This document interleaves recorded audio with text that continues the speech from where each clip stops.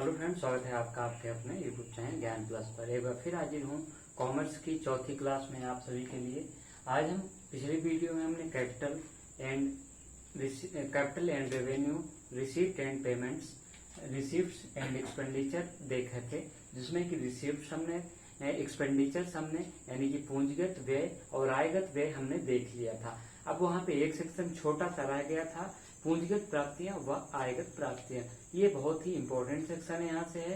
Commerce में जो पहला टॉपिक है, इसमें ये आपका दूसरा टॉपिक था, जिसमें कि आपको हमने पूंजीगत व्यय तथा आयगत व्यय कर लिया है। आज हम इस वीडियो में आपको पूंजीगत प्राप्ति तथा आयगत प्राप्ति करेंगे, दोनों में डिस्टिंक्शन करेंगे, यानी कि दोनों में डिफरेंस हम करेंगे कि क्या आती है पूंजीगत प्राप्तियों में और क्या आती है आयगत प्राप्तियों में। तो ये दोनों चीज हैं, इसको हम दोनों को करेंगे इस वीडियो में। तो पीछे की वीडियो, पहली वीडियो हमारी थी कॉमर्स में, जो कॉमर्स में हमने कॉन्सेप्ट की बात की थी, उसके बाद हम कन्वेंशंस की बात की थी, उसके बाद हम यहाँ पे पूंजीगत तथा आयगत व्यय, और आज हम कैपिटल एंड रेवेन्यू जो है रिसीव्स पढ़ेंगे।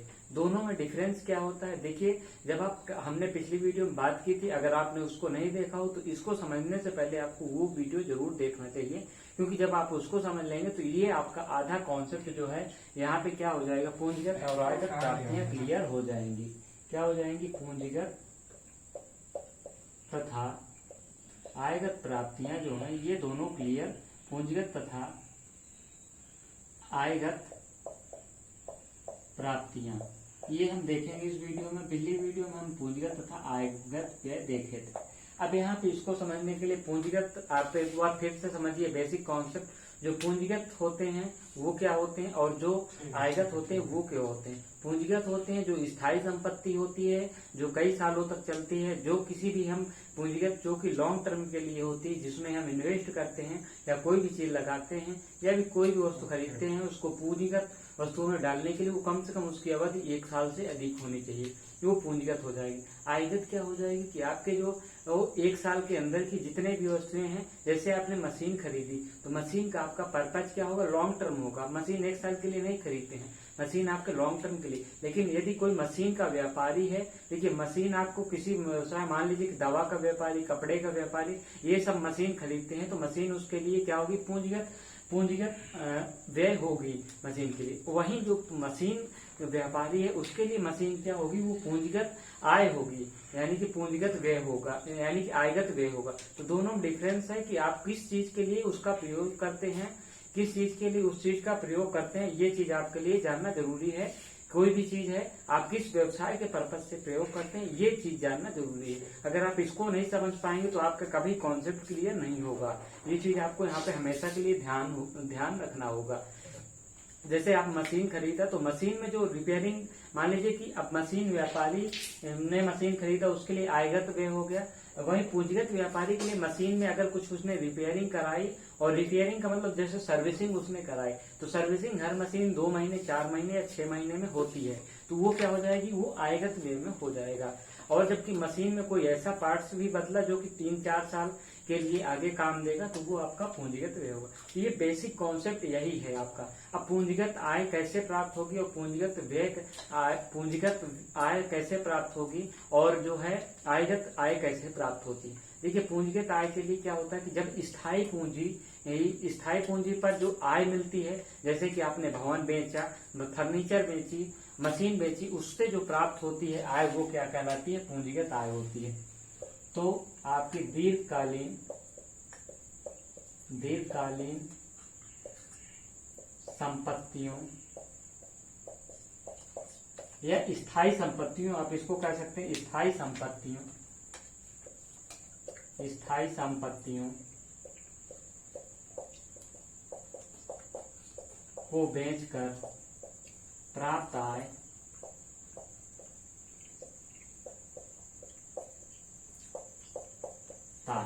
आपकी पूंजीगत आय जो हो जाएगी वो क्या हो जाएगी, यहाँ पे हम इसको डिस्टिंक्शन कर लीजिए, एक यहाँ पे पूंजीगत हो जाएगी और यहाँ पे आयगत प्राप्ति हम यहाँ पे कर लेंगे।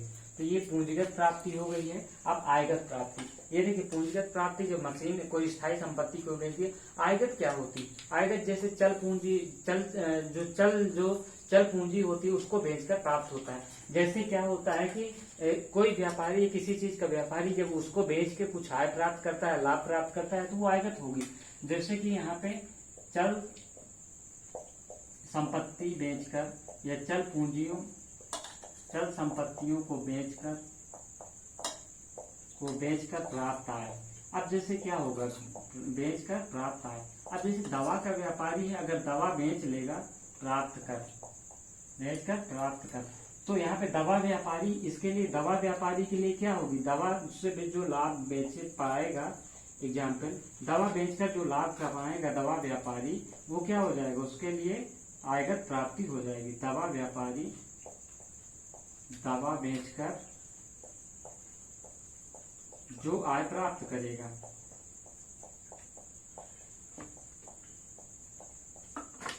तो आप ये बेसिक कॉन्सेप्ट अब यहाँ पे समझ गए होंगे कि किस प्रकार से जो आयगत और पूंजी है, ये इन दोनों को आपको पूंजीगत तथा आयगत इन दोनों को कैसे डिस्टिंग्विश करते हैं, दोनों को कैसे अंतर आप निकालते हैं। ये बेसिक कॉन्सेप्ट आपका हो गया फंडामेंटल। अब देखिए एक अगले पॉइंट की ओर जब बढ़ेंगे तो हम देखेंगे यदि किसी आय प्राप्त होने वाले साधन, जैसे कि जिस साधन से आय प्राप्त होता है दीर्घकालीन आय होती है, या किसी जिस साधन से आय प्राप्त होने वाली आप उसको छोड़ देते हैं, तो क्या हो जाएगा, पूंजीगत प्राप्ति कही जाती। माना कि आपने एक बड़ी सी बिल्डिंग खरीदी व्यापार के लिए, ठीक है। अब व्यापार के लिए बड़ी सी बिल्डिंग खरीदी, लेकिन अब क्या होगा कि आपको पूरी बिल्डिंग आप यूज नहीं कर रहे हैं, ठीक है। तो आप पूरी बिल्डिंग नहीं यूज कर रहे हैं, तो आप क्या करेंगे, उस बिल्डिंग में जो हिस्सा खाली पड़ा है जिसका यूज नहीं है, आप क्या करेंगे, उसको बेच देंगे। उसको बेचकर या उस पर आप अपना अधिकार छोड़ देंगे, तो क्या हो जाएगा, वो दूसरे के अधिकार में चली जाएगी। और क्या होगा कि आप उससे आय प्राप्त करें।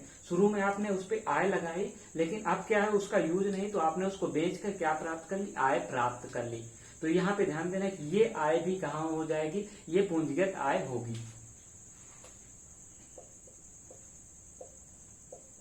व्यवसाय में किसी स्थायी संपत्ति का हिस्सा बेचकर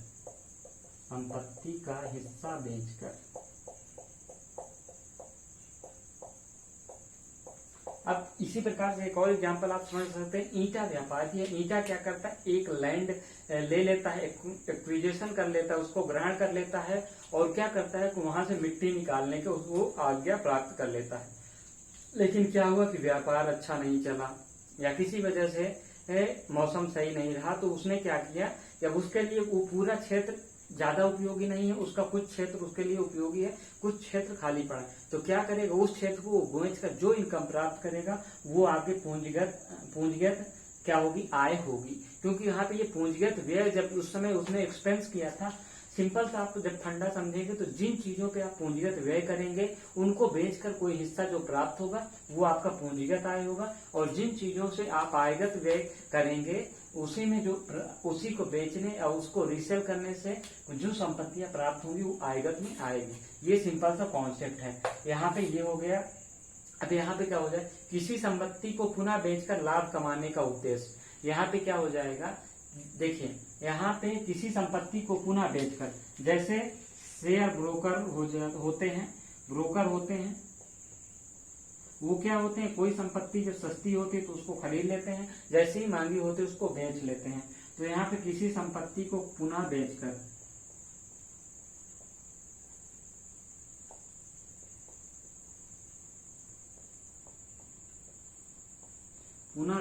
प्राप्त आय। देखिए यहाँ पे ज्यादा लिखने का काम नहीं, आप चीजों को बेसिक दिमाग में बैठाइए। अगर आप नोट करना चाहते हैं तो जो हम बोल रहे हैं वीडियो को पॉज करके आप नोट कर सकते हैं। इसी प्रकार से यहाँ पे किस प्रकार से है कि जो आय मिलती है उसकी क्षतिपूर्ति। जैसे आपने क्या किया कि मिलने वाली आय, जो कि आय आपको मिलने वाली आय है। जैसे कि आपने क्या कहा कि यहाँ पे आयगत प्राप्तियों की हम बात कर रहे हैं। यहाँ पे आपको किसी ने, आपका मान लीजिए कि किसी का कपड़े का व्यापार है, किसी ने कहा कि हमको आपसे कितना चाहिए, 1 लाख का माल चाहिए, 1 लाख का माल चाहिए। उसने क्या कहा, आपको 20,000 क्या कर दिया, एडवांस पे कर दिया, ठीक है। लास्ट में उसको इस कपड़े का व्यापार यानी कि उसको कपड़ा नहीं चाहिए, किसी कारणवश उसको कपड़ा नहीं चाहिए, तो ये 20,000 देखिए व्यापार में क्या होता है, जितना आप एडवांस दे देते हैं वो आपका क्या होता है कि वो आपका हो जाता है, कपड़ा वो खरीदे या ना खरीदे, ले जाए या ना ले जाए, तो ये क्या हो जाएगा, ये 20,000 उसने कपड़ा नहीं खरीदा तो ये क्या हो गई, 20,000 क्या हो गई, आयगत इनकम हो गई। ये चीज आपको यहाँ पे ध्यान देना होगा, क्योंकि ये क्षतिपूर्ति है। या आपने कहा कि 1 लाख, आपने कहा 1 लाख का कपड़ा बनाने के लिए आपने माल तैयार कर लिया, अब ये नहीं ले रहे हैं, ये सामान नहीं ले रहे हैं, इनको जरूरत नहीं है, तो आप इनसे कुछ हर्जाना लेंगे, वो हर्जाना जो होगा वो किसमें आएगा, प्राप्तियों में आएगा।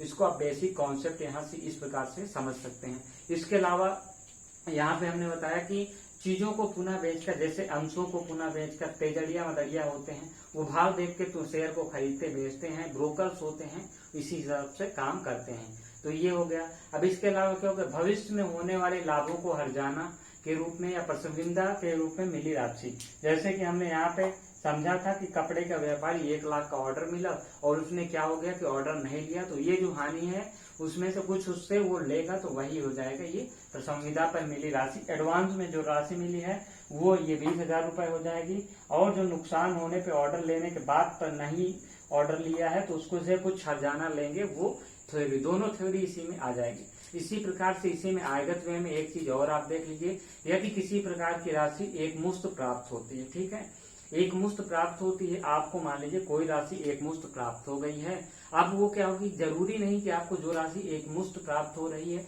वो आपकी पूंजीगत व्यय है, वो आपकी पूंजीगत आय है, वो आपकी आयगत आय हो सकती है।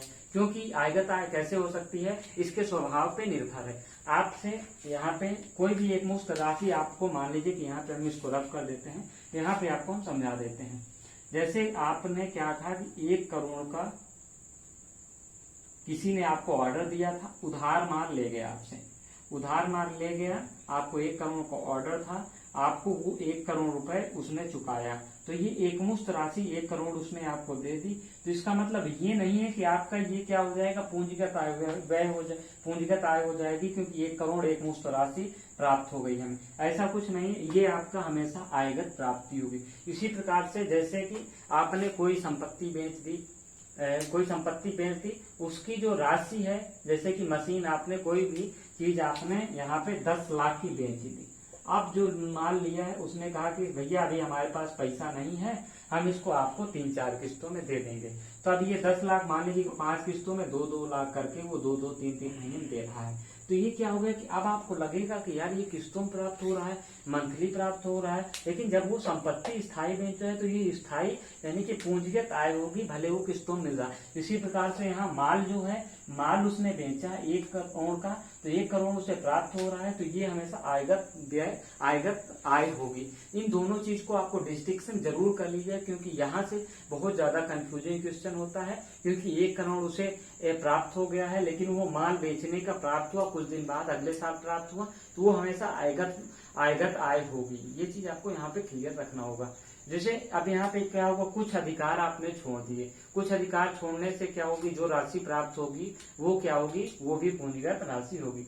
आपने जैसे कि पूंजीगत जो चीजें हैं उसमें क्या हो सकती है, पूंजीगत आय कैसे हो सकती है, जैसे कि एक चीजें हम यहाँ पे दीर्घकालीन संपत्तियों में, यहाँ पे व्यवसाय में किसी संपत्ति का हिस्सा बेच दिए हैं, या कुछ अधिकार जैसे छोड़ दिए, जैसे कि आपने व्यापार के लिए क्या करी, फुल लैंड एक एक्विजिशन कर ली। अब वहां पे क्या हुआ कि एक क्षेत्र आपका बेच दिया आपने, आपके आवश्यकता अनुसार नहीं है, तो वो एक क्षेत्र फिर से आपने बेच दिया, तो वो क्या हो जाएगा कि वो पूंजीगत प्राप्ति कहलाएगी यहाँ पे। तो ये सारे कॉन्सेप्ट जो है पूंजीगत प्राप्ति तथा आयगत प्राप्ति के उसके स्वभाव पे, इसी प्रकार से हमने बताया था कि पूंजीगत व्यय तथा आयगत व्यय जो है वो उसके स्वभाव पे डिपेंड करेगा। आपको प्रश्न जब आएगा तो आपको वहां पे उसका नेचर जरूर देखना, अगर आप नेचर नहीं देंगे तो निश्चित रूप से आप सवाल गलत करके आएंगे। देखना है कि वो किस पर्पज से खर्चा किया जा रहा है। अगर 1 लाख रुपए किसी ने खर्चा किया है मशीन पे 1 लाख किसी ने खर्चा किया, तो मशीन के किस पर्पज के लिए किया है, मशीन की सर्विसिंग के लिए किया है, जो कि सर्विसिंग 6 माह में होती है, तो इसका मतलब वो हमेशा आयगत किसमें आएगा, आयगत व्यय में आएंगे। और लेकिन यदि उसने मशीन में कोई नया पार्ट लगा के मशीन की आयु बढ़ा दी, तो वो क्या हो जाएगा, पूंजीगत व्यय में होगा। ये चीज आपको कॉन्सेप्ट क्लियर रखना है हमेशा एग्जाम के लिए। यहाँ से इसी प्रकार के प्रश्न बनेंगे और आप बहुत ज्यादा कंफ्यूज होने वाले हैं, इसीलिए हमने पूरा कंफ्यूजन आपको क्लियर कर दिया। तो ये आपकी वीडियो रही है। अब हम इस वीडियो में इतना ही, आपका ये हमारा पूरा हो गया पूंजीगत आय तथा पूंजीगत व्यय। इसी प्रकार से आयगत आय तथा आयगत व्यय ये हो गए। अगली वीडियो हम एक्सपेंसेस एंड एक्सपेंडिचर में आपको अंतर बताएंगे और क्या दोनों में बेसिक क्या कॉन्सेप्ट हैं, क्यों दोनों को अलग कहा जाता है, एक्सपेंसेस यानी कि व्यय को और खर्चों को क्यों अलग कहा जाता है। तो इन चीजों के लिए हम अगली वीडियो में आपसे मिलेंगे। तब तक के लिए धन्यवाद। वीडियो को लाइक तथा चैनल को सब्सक्राइब करना मत भूलिएगा। Thank you very much.